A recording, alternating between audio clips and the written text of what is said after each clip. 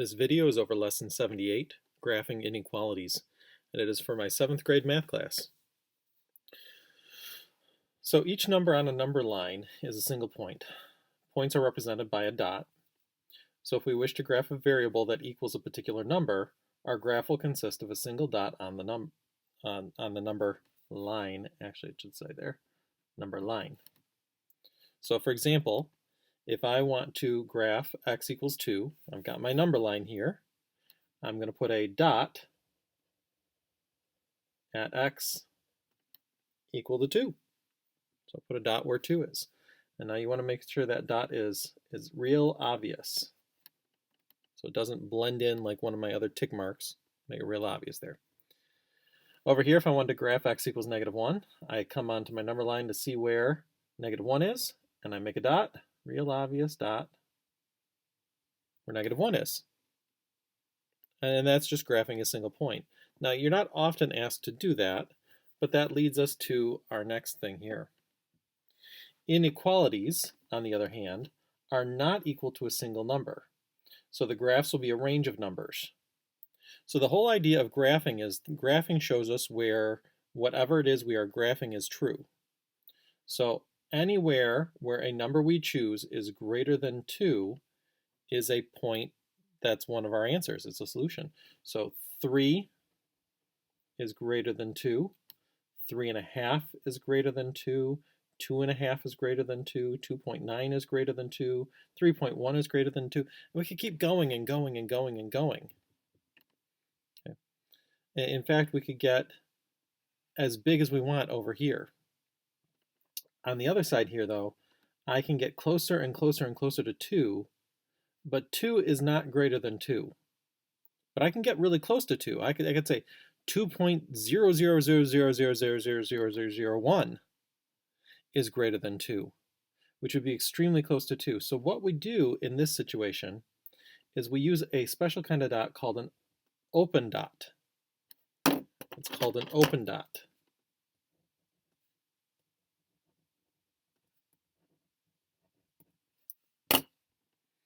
And what an open dot tells us is that this number is not a solution,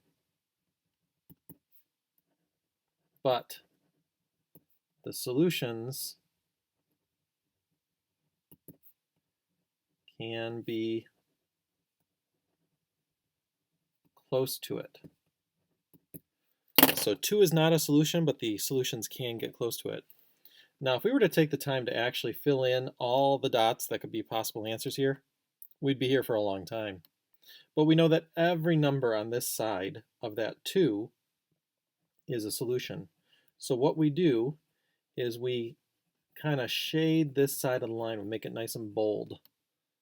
Make it nice and bold. And then to show that this goes on forever, we also take our arrowhead and make it bold.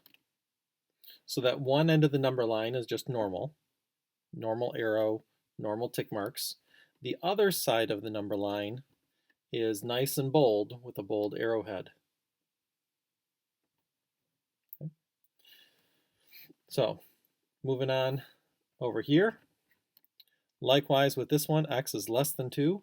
So with x is less than 2, again, well, whatever makes it true is a solution. So 1 is less than 2, 0 is less than 2, -1 is less than 2, -2 is less than 2, -3, and on and on and on and on. For that matter, the numbers in between these are all less than 2. And we can get super close to 2, but 2 is not going to be a solution, so that's going to be another open dot. In fact, everything to the left of this 2 here, this open dot, will be a solution. So that's going to be the side of the line that I then make bold. Now you do want to make this obviously different from the other side, but don't go too crazy. Okay, so make it bold, but don't go too crazy. Obvious, but not crazy. And there's my graph. So anything in here would be something that makes that statement true. Down here, I've got another greater than. So this time, though, it's a -1 it approaches, but -1 is not greater than -1, so it's going to be an open dot. And since it's greater than, well, 0 is greater than, 1 is greater than, 2 is greater than. Everything to the right will be greater than -1. So we shade in that side and we shade in that arrow. And there it is. Likewise then, if x is less than a -1, so it will approach -1, but it can never be -1. And then it's -2, -3, -4 that are less than -1. So this time it'd be the left side. Don't forget to bold in your arrow here too. So the number in the inequality ends up acting like a boundary. Oop, forgot my N there.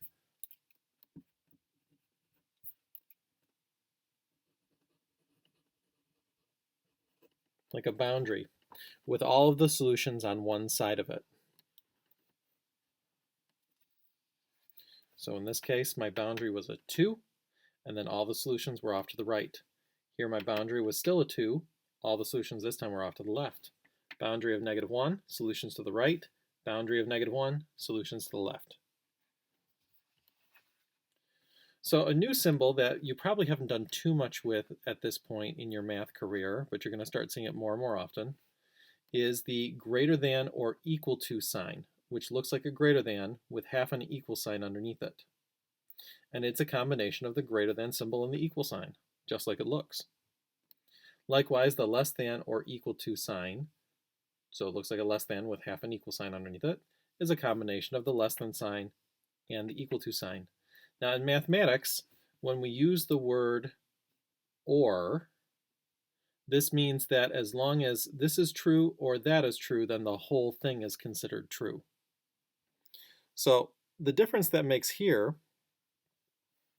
is that when I say x is greater than or equal to 2, well, obviously 3 is less than or equal to 2, 3.5 is greater than or equal to 2, 2.5 is, 2.5, not 1.5.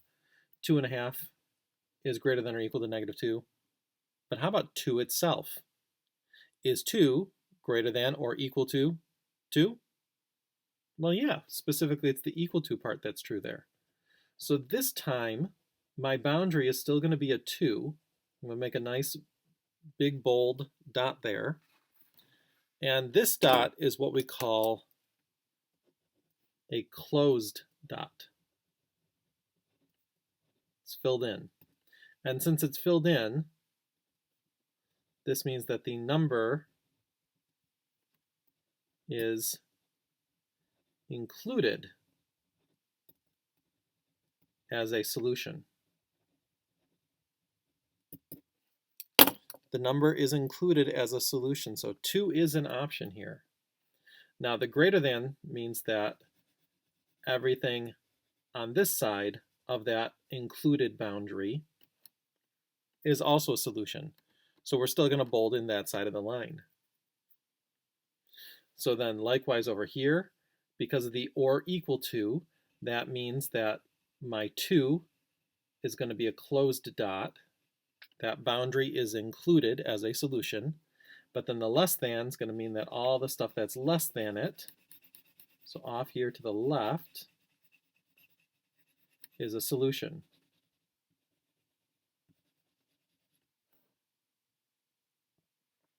X is greater than or equal to -1. Same idea. This time my boundary is a -1. Since it's an or equal to, it's going to be a closed dot. And then a greater than means that everything greater than, so everything to the right, is a solution. So make sure you make that nice and bold. Okay, don't go crazy, but nice and bold. And then the last one, same boundary as before. I still have a boundary at -1. And since it's or equal to, that'll be closed, meaning it's included. And then this time the less than tells me go to the left, because that's where the stuff that's less than -1 will be.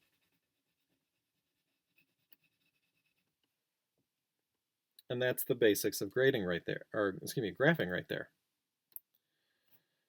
So we're going to go on to the back here.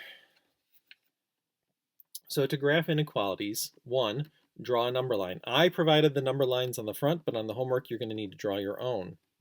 So we usually make the boundary the middle of it. So I just made 0 the middle of all of mine on the front, but to save yourself some writing, put the boundary in the middle. Number 2, we're going to graph the boundary, and so we need to remember what kind of dot to use. So we use the open dot, meaning that the value is not included, for values that are not included. So that's going to be your greater than or your less thans. The closed dot then is for values that are included, and that's the ones that have the or equal to on them.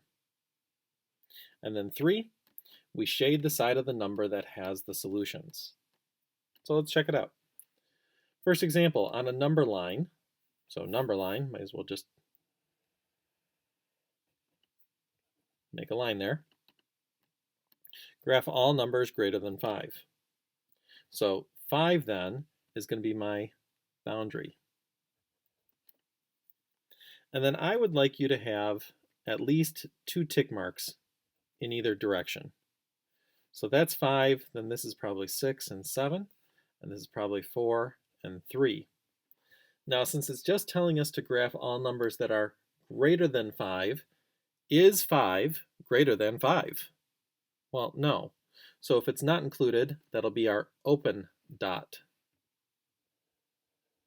You know what, let's just for memory's sake here, next to open dot, let's make an open dot. And then next to closed dot, let's make a closed dot there. So now I need to choose which side to go on. So is 4 greater than 5 or is 6 greater than 5? Well, obviously it's the 6, so this must be off to the right. That's where the greater than stuff will be.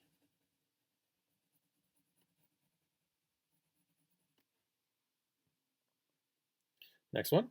On a number line, graph all numbers less than or equal to a -3. So again, I'm going to start with a number line. It's telling me my boundary is -3. And then if I have a couple tick marks on either side, then as I move to the right, I'm going to get closer to 0. So -2, -1. As I move to the left, I'm going to move further into the negatives. So -4, -5. Now, is -3 less than or equal to -3? Well, yeah, it is. So that means it's included. That will be a closed dot. Now, which side do we find things that are less than -3? Well, -4 and -5 and so on are less than -3. Don't forget to bold your arrow too.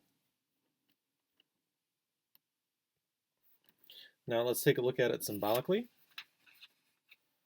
So x is greater than 6, same idea. I'm going to put 6 in the middle. I'm going to put 7, 8 over there. I'm going to put 5, 4 right here. And since it's just a greater than, that means it'll be an open dot. So 6 is not included. But for greater than, that's the stuff to the right. The stuff to the right of our boundary is going to be greater than. X is less than or equal to a -3. So -2, -1. Oops, sorry, -4.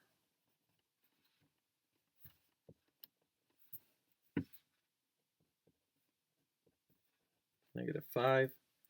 And so since it says or equal to, that means that this is included.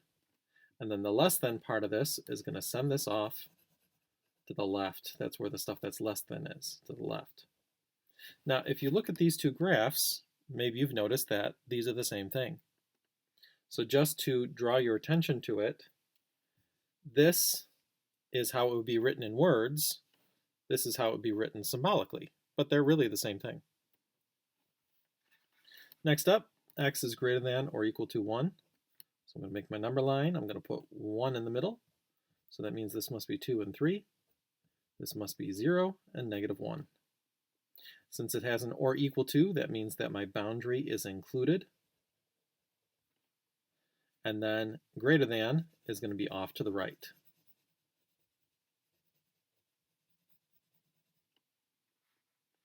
And last one, x is less than 0. So 0 will be in the middle again. And since it's just a less than, that means that 0 is not included. So that'll be an open dot. And less than will take us to the left.